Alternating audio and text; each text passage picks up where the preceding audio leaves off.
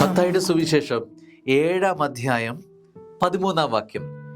ഇടുങ്ങിയ വാതിലിലൂടെ പ്രവേശിക്കുവിൻ, വിനാശത്തിലേക്കുള്ള വാതിൽ വിസ്തൃതവും വഴി വിശാലവുമാണ്, അതിലെ കടന്നു പോകുന്നവർ വളരെയാണ് താനും.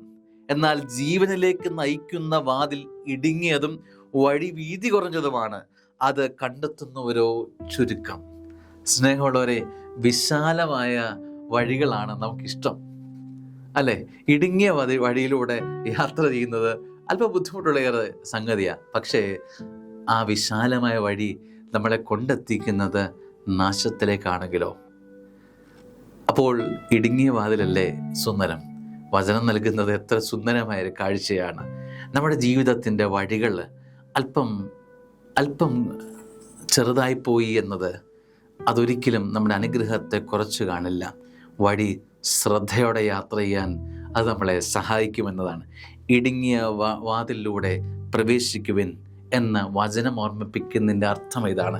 ഇടുങ്ങിയ അനുഭവങ്ങളൊക്കെ ജീവിതത്തിലേക്ക് വരുമ്പോൾ, അതായത് വിശാലമായ ഒരു സന്തോഷ അനുഭവങ്ങളൊക്കെ ജീവിതത്തിലില്ലെങ്കിലും, മഴവില്ല അനുഭവങ്ങളൊന്നും ജീവിതത്തിലില്ലെങ്കിലും കാർമേഘമാണ് നിൻ്റെ ജീവിതത്തിൻ്റെ മുഖത്തിൽ ആവരണം ചെയ്യപ്പെട്ടതെങ്കിലും നീ സങ്കടപ്പെടേണ്ടതില്ല, നീ അധൈര്യപ്പെടേണ്ടതില്ല. കാരണം എന്താണെന്നറിയാമോ? നീ അനുഗ്രഹത്തിലാണ് എത്താൻ പോകുന്നത്. വഴിയല്ലല്ലോ പ്രധാനപ്പെട്ടത്, നീ എവിടെ എത്തിച്ചേരുന്നു എന്നതാണ് നിൻ്റെ ജീവിതത്തെ വ്യത്യസ്തമാക്കുന്നത്. ആമേൻ.